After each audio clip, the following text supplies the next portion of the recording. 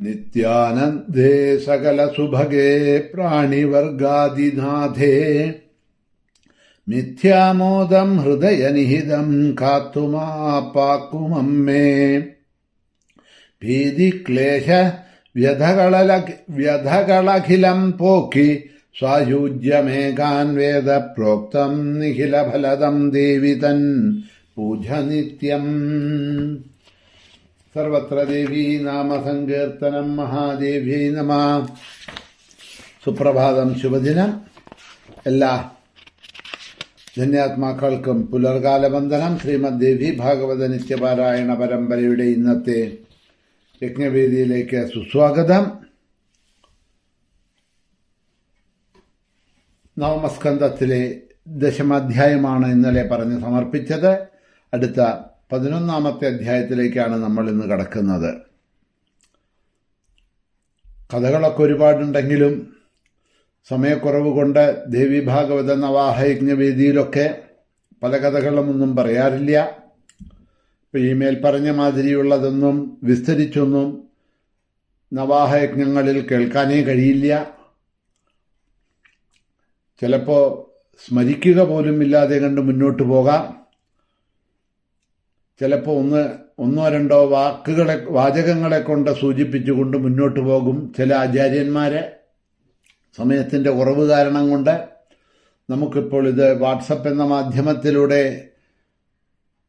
ചെയ്യുന്ന പ്രഭാഷണമായതുകൊണ്ട് സമയത്തിൻ്റെ പാബന്തി ഇല്ലാത്തത് കാരണം കൊണ്ട്, പരിമിതികളില്ലാത്തത് കൊണ്ട് കുറച്ച്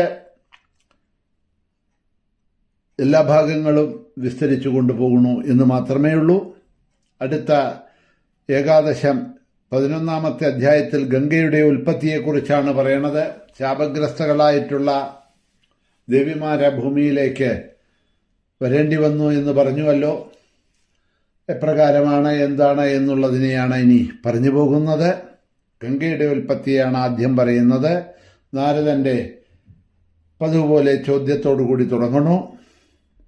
ശ്രുതം പൃഥിവ്യുപാഖ്യാനം അതീവ സുമനോഹരം ഗംഗോപാഖ്യാനമധുനാവത വേദവിദാംബര.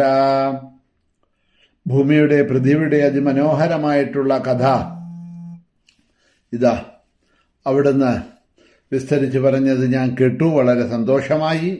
ഇനി ഗംഗോപാഖ്യാനമാണ് കേൾക്കാൻ ആഗ്രഹിക്കുന്നത്. അതിനെ വിശദമായി പറഞ്ഞു തന്നാലും ആ സുരേശ്വരി അഥവാ ഗംഗ ഭാരതിയുടെ ശാപം നിമിത്തം ഭാരതത്തിലേക്ക് പോയി എന്ന് പറഞ്ഞുവല്ലോ. അവൾ വിഷ്ണു സ്വരൂപയും ശ്രേഷ്ഠയും സ്വയം വിഷ്ണു പതിയുമാകണു. ആരെ ഏത് യുഗത്തിൽ എങ്ങനെ പ്രാർത്ഥിക്കുകയും പ്രേരിപ്പിക്കുകയും ചെയ്തതുകൊണ്ടാണ് ഗംഗ ഭാരതത്തിലേക്ക് പോയത്, ആ കഥ കേൾക്കാൻ എനിക്ക് ആഗ്രഹമുണ്ട്. പാപത്തെ നശിപ്പിക്കുന്നതും പുണ്യം നൽകുന്നതുമായിട്ടുള്ള കഥയെ ദീർഘമായി പറയണം എന്ന് പറയുമ്പോഴാണ് ആ ഗംഗാ ഉൽപ്പത്തി, ഗംഗയുടെ കഥയെ ഇവിടെ കുറച്ച് ദീർഘമായി കൊണ്ട് നാരായണ ഋഷി നാരദന് പറയുന്നുണ്ട്. ചോദ്യം കേട്ട ഋഷി ഉത്തരം കൊടുക്കാൻ തുടങ്ങുന്നു. രാജരാജേശ്വര ശ്രീമാൻ സകര സൂര്യവംശജ തസ്യ ഭാര്യാജ വൈദർഭി ശൈഭ്യാജ ദ്വേ മനോഹരേ. സൂര്യവംശജനായിട്ടുള്ള സകരൻ രാജ്യശ്രേഷ്ഠനും ഉത്തമനും ഒക്കെ ആയിരുന്നു. അദ്ദേഹത്തിന് സുന്ദരിമാരായിട്ടുള്ള 2 ഭാര്യമാരുണ്ടായിരുന്നു. വൈദർഭി, ശൈബ്യ എന്നാണ് അവരുടെ പേരുകള്. ശൈബ്യ എന്ന പത്നിയിൽ കുലവർദ്ധനായിട്ട് സുന്ദരനായിട്ടുള്ള ഒരു പുത്രൻ ജനിച്ചു. അവന്റെ പേര് അസമഞ്ജസൻ എന്നാണ്. ഈ അസമഞ്ജസൻ വളരെ വിഖ്യാതനായിട്ടുള്ള രാജാവായിരുന്നു. മറ്റവള് ശൈബ്യ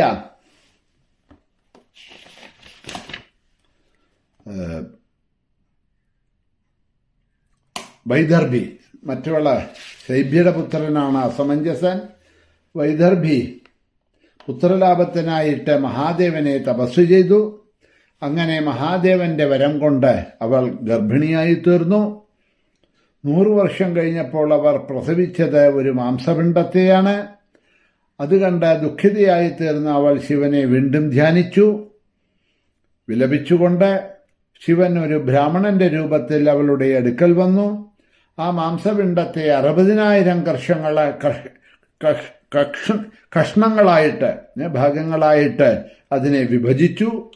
അവരെല്ലാം ഗ്രീഷ്മകാല മധ്യാഹ്ന സൂര്യനെ പോലെ, അതായത് നല്ല വേനൽക്കാലത്ത് നിൽക്കുന്ന സൂര്യൻ, പ്രകാശമാനന്മാരും മഹാബലപരാക്രമശാലികളുമായ പുത്രന്മാരായി തീർന്നു. അങ്ങനെ ശൈഭ്യയിൽ അസമഞ്ജസൻ എന്ന പുത്രനും വൈദർഭ്യയിൽ 60,000 പുത്രന്മാരും. ഇത് മഹാദേവന്റെ കൃപ കൊണ്ട് അവൾക്ക് 60,000 പുത്രന്മാരും ഉണ്ടായി. പിന്നീട് കപിലമുനിയുടെ ശാപത്താൽ അവരെല്ലാം ഭസ്മമായി തീർന്നു. അത് കേട്ട് സഗര മഹാരാജാവ് കരഞ്ഞുകൊണ്ട് വനത്തിലേക്ക് പോയി. അസമഞ്ജസൻ ഗംഗയെ കൊണ്ടുവരുന്നതിന് വേണ്ടി 1,00,000 വർഷം തപസ് ചെയ്തു. അദ്ദേഹത്തിന്റെ കാലം ഒടുങ്ങിയപ്പോൾ ആഗ്രഹം നിറവേറാൻ സാധിക്കാതെ അദ്ദേഹവും മരിച്ചു. സഗരചരിതം നവമസ്കന്ധത്തില് ശ്രീമദ് ഭാഗവത മഹാപുരാണത്തിലും വരുന്നുണ്ട്. അവിടെ ഈ പറഞ്ഞുപോയ ഭാഗങ്ങളൊക്കെ കുറച്ച് ദീർഘമായിട്ട് ആ കഥകളൊക്കെ പറയുന്നുണ്ട്. എങ്ങനെയാണ് ഈ 60,000 പുത്രന്മാരെ കപിലന്റെ ശാപം കൊണ്ട് ദഹിച്ചു പോയത് എന്നുള്ളത് ഇവിടെ ദഹിച്ചു എന്ന് മാത്രമേ പറയുന്നുള്ളൂ. ദഹിച്ചു പോയത് എങ്ങനെയെന്ന് അവിടെ ദീർഘമായിട്ട് പറയുന്നുണ്ട്. സഗര മഹാരാജാവ് യജ്ഞം അശ്വമേധയാഗം ചെയ്യുന്ന സമയത്ത് ഇന്ദ്രൻ ഭയപ്പെട്ട് വേഷം മാറി വന്ന് അശ്വത്തിനെ പല പ്രാവശ്യം കട്ടുകൊണ്ടുപോയി. അശ്വത്തിനെ തിരിച്ചു കൊണ്ടുവരാനായിക്കൊണ്ട് സഗരൻ തന്റെ ഈ 60,000 പുത്രന്മാരെ അയച്ചു. അവര് ഇന്ദ്രന്റെ പിന്നിൽ പോയി ഇന്ദ്രൻ അവസാനം സമുദ്രത്തിന്റെ അടിയിലുള്ള കപിലാശ്രമത്തിലെത്തി. ഇവരിൽ നിന്നും രക്ഷപ്പെടാൻ കഴിയില്ല എന്ന് കണ്ട ഇന്ദ്രൻ അശ്വത്തെ കപിലന്റെ ആശ്രമത്തിൽ കെട്ടി അവിടെ നിന്ന് അന്തർധാനം ചെയ്തു. അശ്വത്തിനെ കണ്ടു. അടുത്തൊരാള് സന്യാസിയുടെ വേഷമെടുത്ത് തപസ്സിലിരിക്കുന്നു. കപിലവാസുദേവനായിരുന്നു. പക്ഷേ ഈ 60,000 പുത്രന്മാരെ സഗരന്റെ തെറ്റിദ്ധരിച്ചു. ഇന്ദ്രൻ കപടം ധരിച്ച് വേഷം ധരിച്ചിരിക്കുകയാണ് രക്ഷപ്പെടാനെന്ന്. വെട്ടടാവനെ എന്ന് പറഞ്ഞ് വാളുമെടുത്ത് ചാടി. ശബ്ദം കേട്ട കപിലമുനി കണ്ണു തുറന്നു നോക്കി. 60,000 പേരും തൽക്ഷണം ഭസ്മമായി. പിന്നീട് സഗരൻ പറഞ്ഞതനുസരിച്ച് അസമഞ്ജസനിത അവരെ തേടിക്കൊണ്ടുപോയി. അവിടെ പോയി കപിലന്റെ ആശ്രമത്തിൽ പോയി തന്റെ പിതൃക്കളുടെ ശരീരമെല്ലാം കണ്ടു. വ്യസനിച്ച് അദ്ദേഹം കപില ഭഗവാനെ സ്തുതിച്ച് നമസ്കരിച്ചു. അശ്വത്തിനെ തിരിച്ചുകൊടുത്തു. ഗംഗയുടെ സ്പർശനം മൂലം അവർക്ക്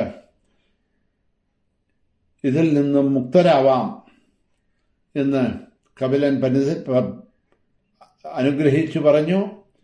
അതനുസരിച്ച് തിരിച്ചു വന്ന് അശ്വത്തിനെ കൊണ്ടുവന്നു കൊടുത്ത് അശ്വമേധം പൂർത്തിയാക്കിയ സഗരൻ ഭാര്യമാരോടൊത്ത് വനത്തിലേക്ക് പോയി ഭഗവാനെ ഭജിച്ച് മോക്ഷപ്രാപ്തി നേടി.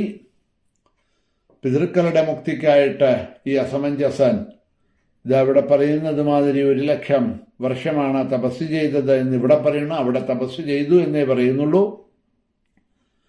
ആയസ് അദ്ദേഹത്തിന് അത്രയേ ഉണ്ടായിരുന്നുള്ളൂ. അതുകൊണ്ട് ആ കാമന അദ്ദേഹത്തിന്, അതായത് ഗംഗയെ കൊണ്ടുവന്ന ഗംഗാസ്പർശത്തിലൂടെ തന്റെ പിതൃക്കൾക്ക് മോക്ഷം കൊടുക്കാൻ അദ്ദേഹത്തിന് കഴിഞ്ഞില്ല.